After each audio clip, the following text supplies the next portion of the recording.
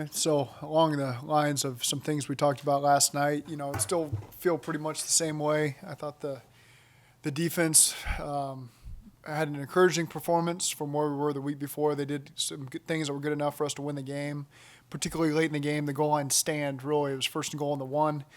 They had the false start, and then we got 3 stops there and held them to a field goal and gave the offense an opportunity to get us back in the game. And really that was kind of where the frustration was on offense. A lot of mental errors, a lot more than normal this week. And so really challenged our guys today, to look hard at themselves. And I think everybody left a play on the field that was pretty routine, that if each guy really would have made that play, I think the outcome would have potentially been differently. And so that's the challenge, is just we got to regroup from that and own it and come back. And we got a tough test this week in a divisional game at home against Pittsburgh, which we're excited about. Those guys got us good last time, and it was not a great performance from us. So we're excited to get another crack at them. You guys ended up in that second half in a number of third downs in their territory. Mm-hmm. You weren't able to convert. Was there a common thread in some of that stuff with Ryan that you saw, that some of the struggles converting some of those particular downs down there? I wouldn't say. I think the whole unit was responsible for some of those. He has some plays he certainly would like to do over, but I think everybody felt that way about themselves. And you're right, it did come down to those third downs for us on both sides of the ball, quite frankly. They converted some that put us in a bad spot, and then we didn't convert when we were across midfield, and that's ultimately what got us. And, you could really point to a number of things: protection sometimes, drops sometimes, missed throws sometimes. They all factored into it, and it wasn't just one main issue. They all were part of it. How much for him right now, some of the areas he's having issues with, is just a young quarterback trying to find timing and figure out what that is at this level right now? Is that a big part of it? I think with any young quarterback, you hit the nail on the head. The timing of it. Now you're working with receivers that maybe you haven't really worked with that much over the last couple months. And now you're facing a starting defense, and so the timing's got to speed up a little bit. And there's certainly a lot of encouraging things you see from Ryan in that regard, and some areas where experience is going to be the best help. And so we understand that. That's not unexpected from some things we saw.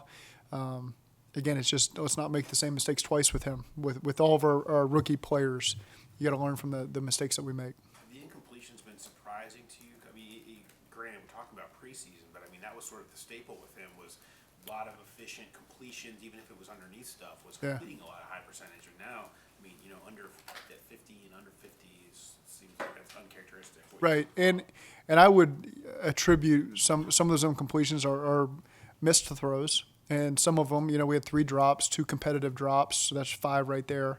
A couple throwaways, and so there's some that factor into that. So, I don't always look at whatever the completion percentage was and just say, oh, there he was. He was only accurate this percentage of the time. That's not the way we look at it, and so sometimes that's misleading. And I do feel like in the last 2 games that is a little bit misleading. So again, he's just got to continue to get better with every game he's got. That's something you had said. You said you wanted to look at the tape when it came to his accuracy. Right. Yeah. I mean, I couldn't name all the incompletions last night. So now that you get a chance to see, it's everybody, every skill player could have been better. Quarterback, running back, tight ends, receivers. Everybody really played a part in it. Ideally, would you have liked Tyler Boyd to maybe get more than 3 targets yesterday? He's certainly one of our best players, and so we got to get him more involved. And as you walk away from that game, you'd like to get Tyler more involved.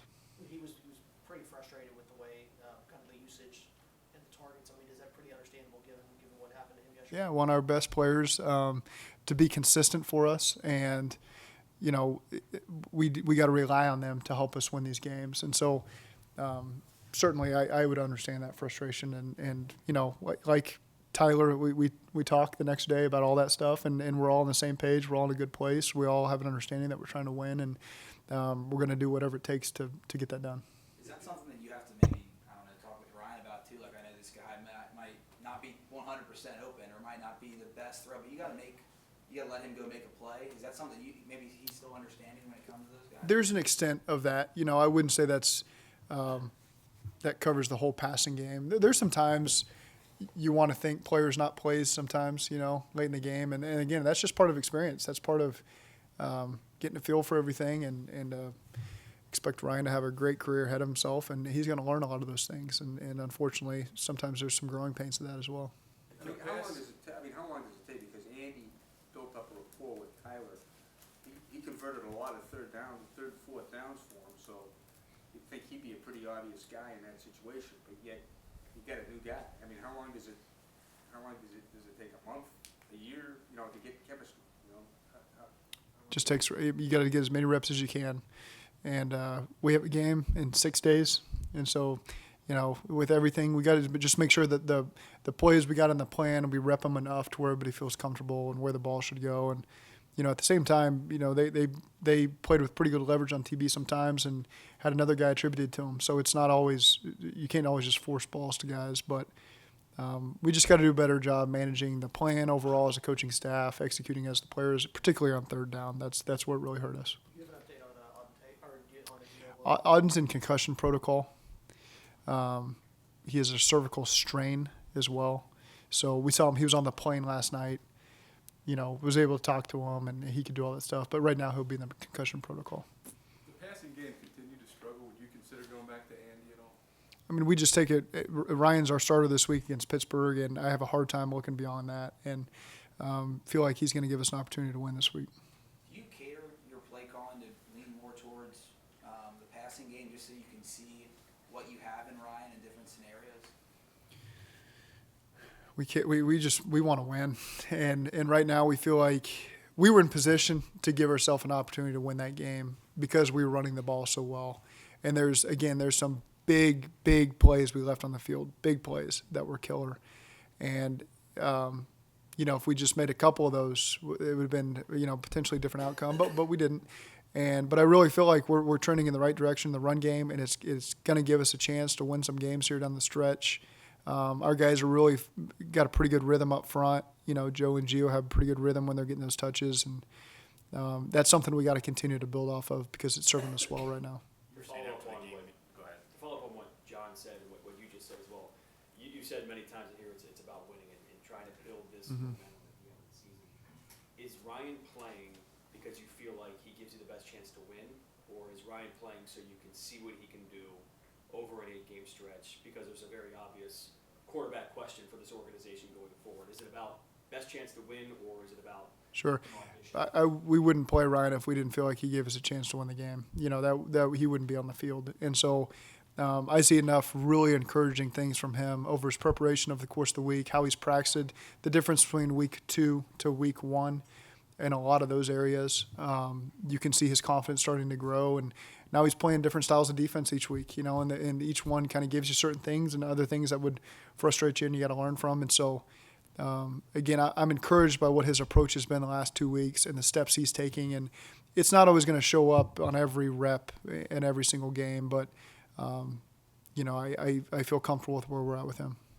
You were talking yesterday about some of the nakeds and play action stuff that you felt like could come off of the running game and that maybe didn't turn out as you'd hoped, and not overthink it. But when you watch back on the tape, you say, man, I just wish we just would have maybe just run it in there a little bit more often when it doesn't work out the way you hoped. Yeah, we had an unbelievable amount of errors on our nakeds last night. It was very frustrating. Some that we felt like we had pretty good opportunities on that we made some errors on. And the hard part is there were some times during the fourth quarter we think, all right, we just got to run the ball. We're running the ball well, and then you get a -2 and you get some tough spots there. And you gotta find that balance of running the ball and staying one step ahead, where you can't just let them tee off on us in the run game, and you got to call play action and a quick game, something to get us some rhythm. And so there's that balance, like there is any game. But we had our opportunities. We drove the ball down to the 20-something yard line with however many minutes left to play, and so I feel like we were doing the things that were putting ourselves in position to win. We just ultimately didn't get it done, and that was very frustrating.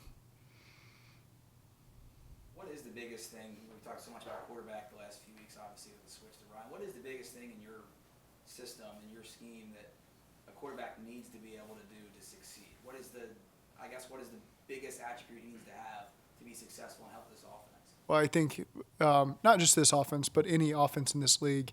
First of all, they got to be smart enough to understand both sides of the football. What we're trying to get accomplished with your teammates and what the defense is trying to present to you. Do you elevate the players around you? Do you give them that sense that, hey, there's big plays that are always on the table here with this guy in charge. He's going to make me a better football player. And then the accuracy and anticipation. Those are two things that go hand in hand. If you're going to play in this league, you got to be accurate and you got to be able to throw with anticipation. And those are the challenges, obviously, the anticipation portion of things for young quarterbacks because there's good DBs and sometimes the coverage is really tight and it's a small window and you just have to trust your feet, understand what the timing looks like. And sometimes it doesn't always look great and you just kind of got to throw it out there and let your guy go make a play. Those are the challenges, and then obviously the fifth thing you're looking for is toughness from your guy. Can he take a hit, respond? What's his pop-up game like when he gets hit, gets off the ground? How quick does he pop up? The guys feed off of that. And so those are all traits that we felt like Ryan had, Andy had, and that's why those guys are in this building and they play quarterback for us. Are there things that you can do scheme-wise to make create more separation for your receivers? That's what we're trying to do every week is trying to create as much separation and give our guys the best chance we can. And we got to keep working towards it. Is it possible to threaten vertically without a vertical threat, if you know what I mean? Without having a real speed guy, you don't have AJ, you don't have John, you have a bunch of guys that don't necessarily do that. Is it possible to threaten vertically without a guy like that? You got to be, you just got to utilize your play actions, your double moves when you can. Give them a technique advantage when you can as well. And again, those are the things that we go through every single week and try to find the best ways to. We want to get the ball down the field. We do because that's it is hard. You see the long drives we put together over the last couple of weeks. The 3 and outs really have been minimal if you look over the course of the league. That's not something we're really struggling with. It's just the big plays that have got to come for us. And so, again, we'll just keep being creative with our approach there. It looked like probably the game came down to, if there was one stat, it was third down, both sides of the ball. Right.